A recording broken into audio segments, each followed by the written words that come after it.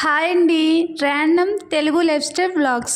అందరూ ఎలా ఉన్నారండి? మేమైతే చాలా బాగున్నాం. మీరందరూ కూడా బాగుండాలని మనస్ఫూర్తిగా కోరుకుంటున్నాను. రేపటి నుంచి దసరా ఫెస్టివల్ స్టార్ట్ అవుతుంది కదండి. అమ్మవారికి పూజలు చేస్తూ ఉంటారు కదా. సింపుల్గా ఇంట్లోనే అమ్మవారికి పూలదండను ఎలా ప్రిపేర్ చేసుకోవాలనేది ఈ వీడియోలో షేర్ చేసుకుంటానండి. అలానే విలేజ్ పద్ధతిలో మినపసున్నుండలు ఎలా ప్రిపేర్ చేస్తారు, రోటి పచ్చడిని కూడా మీతో షేర్ చేసుకుంటానండి. ఫస్ట్ అయితే కొన్ని నందివర్ధన పువ్వులను అయితే కోసుకున్నామండి. దండను గుచ్చుకోవడానికి దారంని అయితే వన్ సైడ్ మనకు ఎంత పొడవు కావాలో అంత పొడవు అయితే తీసుకుని ఇలా సూదితో గుచ్చుకోవాలండి. పువ్వులను గుచ్చుకునేటప్పుడు కాడలను చివరికి గుచ్చుకుంటే దండ కొంచెం లావుగా వస్తుందండి. మధ్యలోకి గుచ్చుకుంటే కొంచెం చిన్నగా ఉన్నట్టు అనిపిస్తుంది, అంత నీట్గా కూడా ఉండదు. ఇలా మొత్తం గుచ్చుకున్న తర్వాత మధ్య మధ్యలో కనకాంబరాల పువ్వులను అయితే వేశారండి. ఇవి హైబ్రిడ్వి. వీటి కాడలు కూడా చాలా పొడవుగా ఉంటాయండి. నార్మల్ కనకాంబరాలు అయితే అవి వేసినా కానీ సరిగ్గా కనిపించవండి. వాటిలో ఇవి కనకాంబరాలే కాకుండా కాడ పొడవుగా ఉన్న ఏ పువ్వులైనా వేసుకోవచ్చండి. ఈ కనకాంబరాలు లేకపోయినా కానీ కొన్నిసార్లు నందివర్ధన పువ్వులతో దండగుచ్చినా కానీ చాలా బాగుంటుందండి.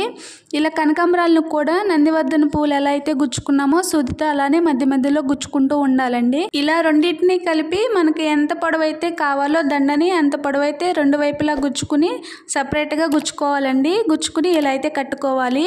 ఇది చూడడానికి చాలా ఈజీ అనిపించినా కట్టడానికి చాలా టైమే పడుతుందండి.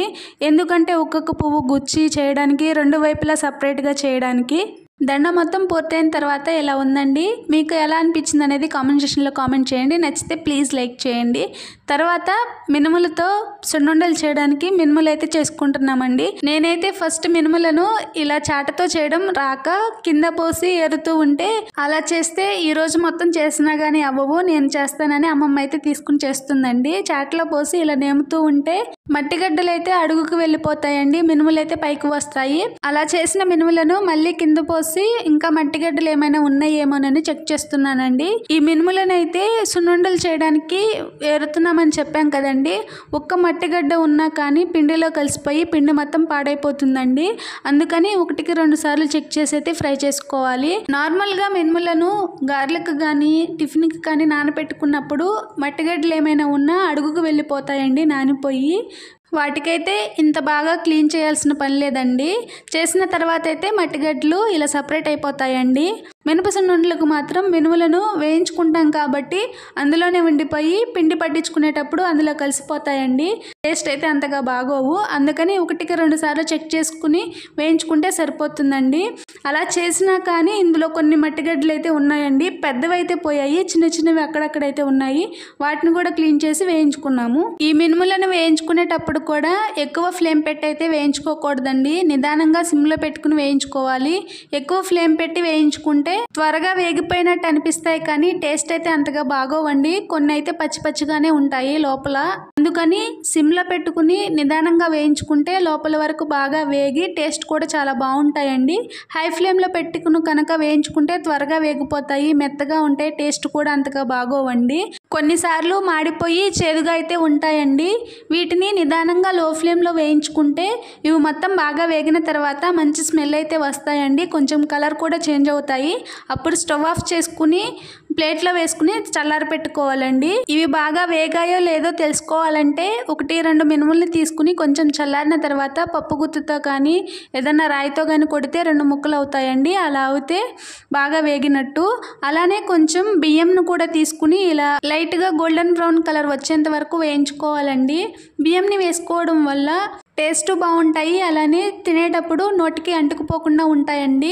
అలానే ముందుగా వేయించి పెట్టుకున్న మినుములను కూడా ఇలా తిరగల్లో వేసి విసురుకుంటున్నామండి. కొంతమంది అయితే వీటిని మినపగుళ్ళతో కూడా చేస్తారండి. మినుములతో ఇలా చేసే కన్నా మినపగుళ్ళతో చేసుకుంటే ఈజీగా అయిపోతుంది అని.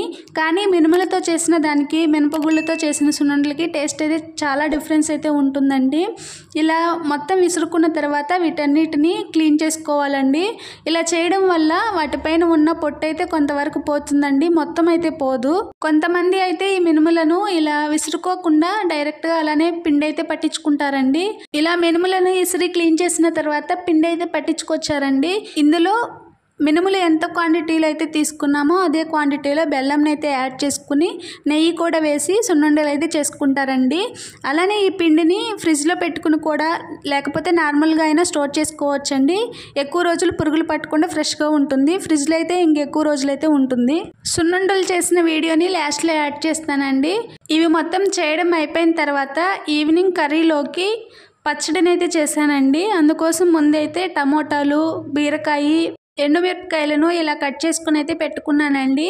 వీటినైతే ఒక్కొక్కటిగా వేయించుకుంటాను. ఫస్ట్ అయితే ఎండుమిరపకాయలను అయితే వేయించుకుంటున్నాను. ఇవి వేయించుకునేటప్పుడు కొంచెం లైట్గా ఆయిల్ని అయితే వేసి వేయించుకుంటే త్వరగా వేగుతాయి. ఇవి వేగిన తర్వాత కొంచెం ధనియాలను కూడా వేసి వేయించుకున్నానండి. ఎండుమిరపకాయలను వేయించుకునేటప్పుడే ధనియాలను కూడా వేసి వేయించుకుంటే బాగుంటుందండి. అవి వేయడం మర్చిపోయాను. సగం వేగిన తర్వాత గుర్తొచ్చింది. ఇప్పుడు వేస్తే టేస్ట్ బాగోదని సపరేట్గా వేయించాను. ఇవి కూడా కొంచెం వేగిన తర్వాత ప్లేట్లోకి అయితే తీసి పెట్టుకుని అందులోనే కొంచెం ఆయిల్ని వేసి కట్ చేసి పెట్టుకున్న బీరకాయలను అయితే వేసుకుని వేయించుకుంటున్నానండి. ఇవి కొంచెం వేగిన తర్వాత ఇందులోనే కట్ చేసి పెట్టుకున్న టమోటాలను కూడా వేసి వాటర్ మొత్తం ఇంకిపోయేంత వరకు మూత పెట్టుకుని బాగా వేయించుకోవాలండి. టమోటాలను ఇలా వేసుకుని వేయించుకోవడం ఇష్టం లేకపోతే సపరేట్గా అయినా వేసి వేయించుకోవచ్చండి.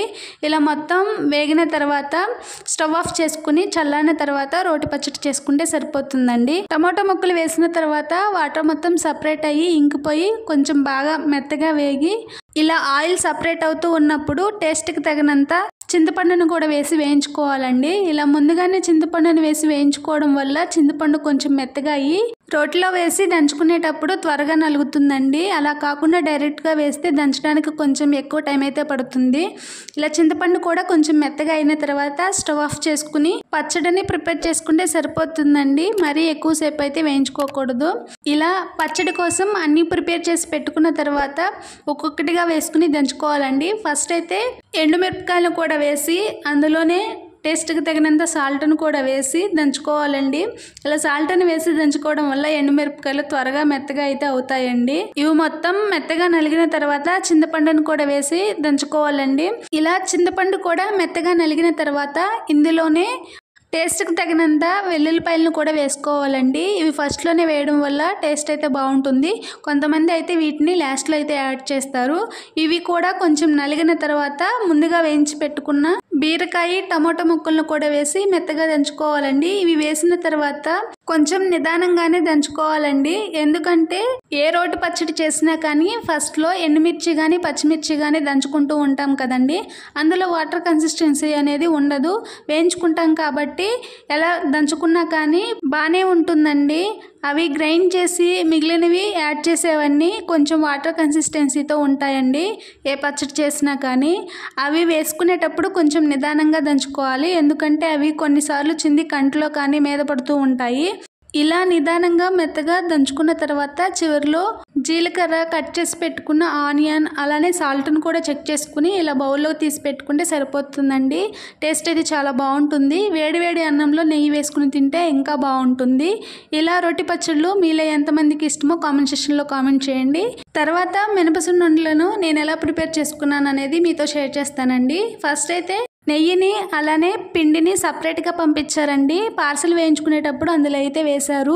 ముందైతే అక్కడ రెడీ చేసి పెట్టారు. తర్వాత వచ్చేటప్పుడు బరువుగా ఉంటుందని పార్సల్ అయితే వేయించుకున్నామండి. ఎప్పుడు వేయించుకుంటామో అందులో అయితే వేశారు. ఇలా నెయ్యిని కొంచెం తీసుకుని కరగపెట్టుకున్న తర్వాత పిండిలో కూడా బెల్లంని గ్రైండ్ చేసుకుని మొత్తం బాగా మిక్స్ చేసుకున్నానండి. పిండి కొంచెం బెల్లం కొంచెం మెత్తగా చేసుకుని గ్రైండ్ చేసుకున్నాను. ఆ వీడియో అయితే తీయలేదు. బెల్లంని సపరేట్గా పిండిని సపరేట్గా అయితే గ్రైండ్ చేయలేదండి. కొంచెం బెల్లం కొంచెం పిండిని కూడా వేసి రెండు కలిపి గ్రైండ్ చేసుకున్నాను. అలా మొత్తం గ్రైండ్ చేసుకుని ఒకసారి మొత్తం మిక్స్ చేసుకుని ముందుగా కరిగించి పెట్టుకున్న నెయ్యినైతే ఇందులో యాడ్ చేసుకోవాలండి.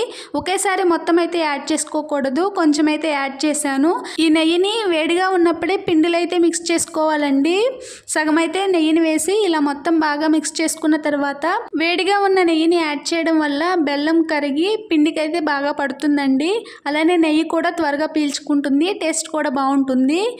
ఇలా మొత్తం మిక్స్ చేసుకుని కొంచెం చల్లారిన తర్వాత ఉండలుగా చేసుకుంటే చాలా బాగుంటుందండి. అలా కాకుండా చల్లారిన తర్వాత నెయ్యిని వేసుకుంటే ఉండలు చుట్టుకోవడానికి కొంచెం కష్టంగా ఉంటుందండి. ఇలా ట్రై చేయండి, చాలా ఈజీగా ఉంటుంది. ఇలా ముందుగా నెయ్యిని పిండిని వేసి మిక్స్ చేసుకున్న తర్వాత ఉండలు చుట్టుకునేటప్పుడు నెయ్యి కనుక మీకు సరిపోలేదు అనిపిస్తే కొంచెం యాడ్ చేసుకుంటే సరిపోతుందండి. ఒకేసారి ఎక్కువ కనుక వేసుకుంటే పిండి లూజ్గా అయిపోయి చేయడానికి సరిగ్గా రాదండి. అందుకని ఫస్ట్ అయితే కొంచెం నెయ్యిని యాడ్ చేసుకుని సరిపోకపోతే చేసేటప్పుడు యాడ్ చేసుకుంటే సరిపోతుందండి. ఇలా పిండి మొత్తం మిక్స్ చేసుకుని సున్నుండలు అయితే చేసుకున్నానండి.